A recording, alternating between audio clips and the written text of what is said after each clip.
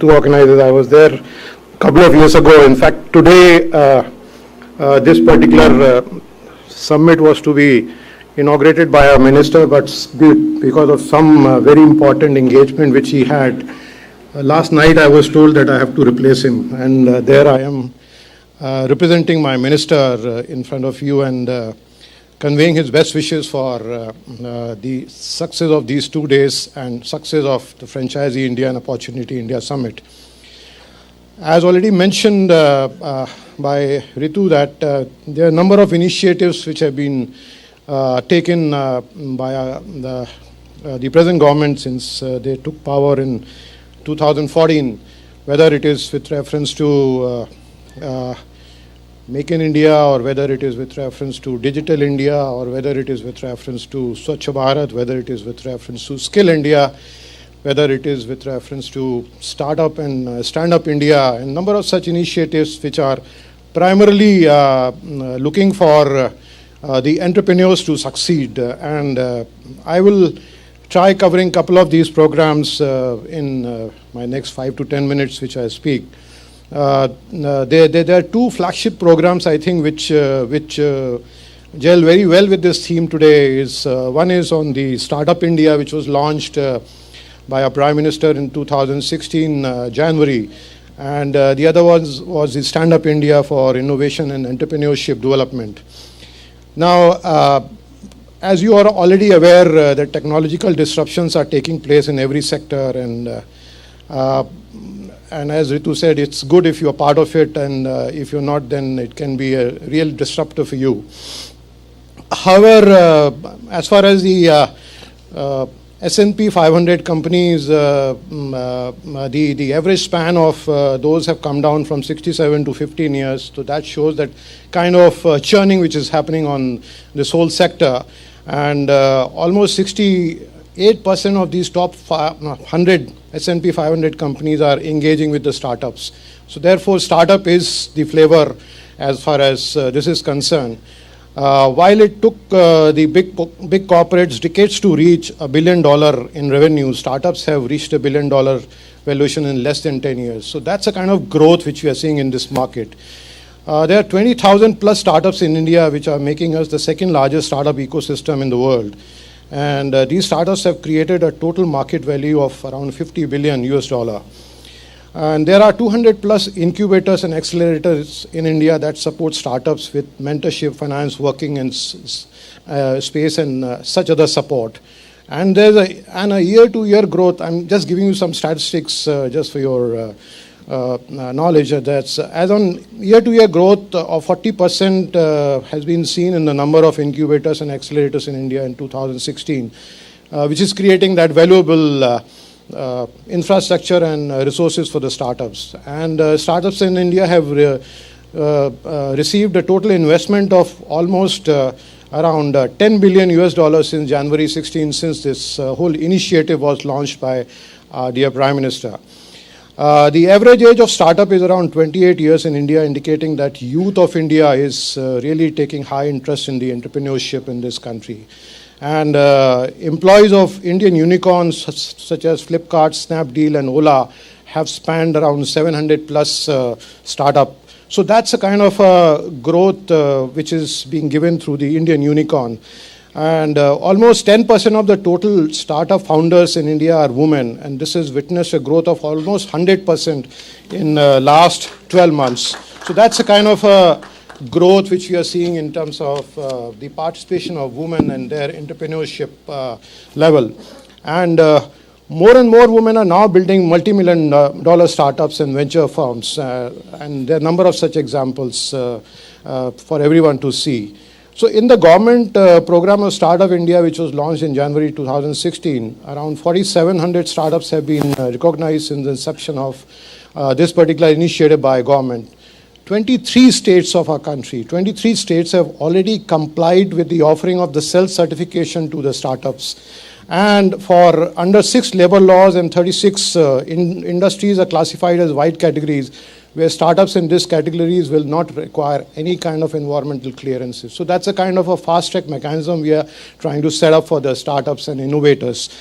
Startup India Hub has been set up by the government and have addressed more than 70,000 queries since last 1 year through mails and Twitter and through the calls, etc. And there are more than 38,000 users of this Startup Hub as of now, along with more than 7 million views of the Startup India website which we have set up. So the kind of eyeball which is there and the kind of help which is being provided. Government has also been providing around 50% rebate on trademark filing fees and on 80% rebate on patent filing fees to nurture the innovation. So that's a kind of support which is being given.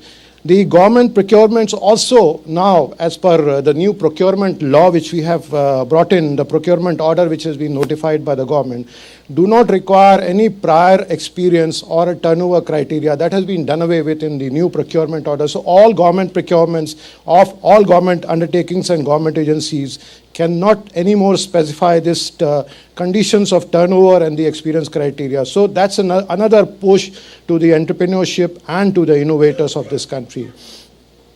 Insolvency resolution process, which has come into being, has to be completed within 90 days for the startups, as against 180 days for other firms to facilitate this faster exit of these companies. So these are some of the initiatives on that front. We have also set up a fund of funds to catalyze these investments, and almost 74 startups have received income tax exemptions for 3 out of 7 years, which is the law as of now in the last budget announced by our finance minister. Further, there have been provisions made for tax exemption on investments above fair market value and capital gains, which are also available to these startup companies. We also have this program called Atal Innovation Mission, which is under which we have already, more than 1,000 labs have already been selected to help students shape their ideas to skill with do-it-yourself kit, while several new incubation centers have been approved with government support in addition to funding existing centers under this. These startup centers funded by government have been providing technology cum infrastructure for these interested companies. The government is also in the process of building new research parks for the startups. Bioclusters are being funded for accelerating innovation and translational research in complex area of biotechnology. I'm just trying to tell you some of the things which have been done on this particular front. Government has also been supporting innovation program for students like entrepreneurship driven grant challenge for student community, Uchitar Avishkar Yojana to spur innovation and innovative mindsets in the students and faculty, and an award scheme has also been announced as a Manak scheme to foster culture of innovation and research through focus program for students. So these are some of the initiatives I just wanted to let you know.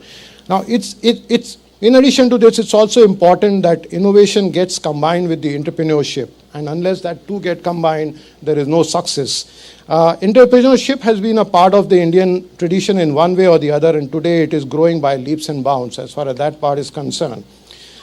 Indian entrepreneurial community has constantly been changing the status quo through innovation and passion in that regard. And over the years, entrepreneurship has emerged as the single most important factor boosting the inclusive growth of Indian economy.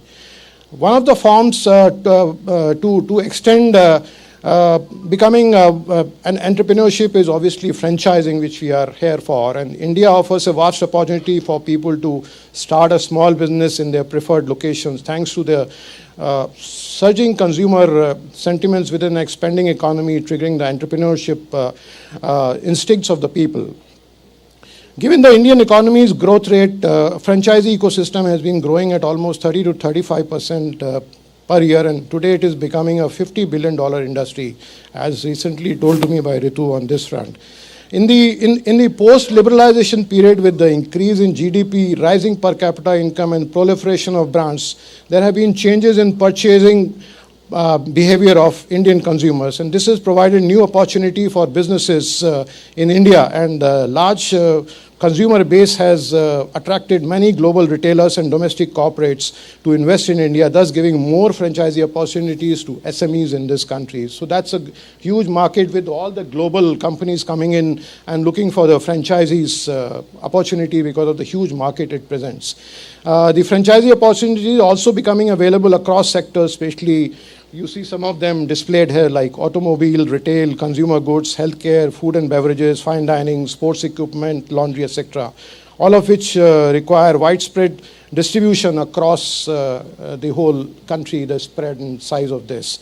So with this, the Franchisee India 2017 is becoming a special for a real reason, that it is bringing that real opportunity for people wanting to do a small businesses. And there are around, I was again told this number by Ritu, that there are around 47 million small businesses in India, and another 30 million want to start a business.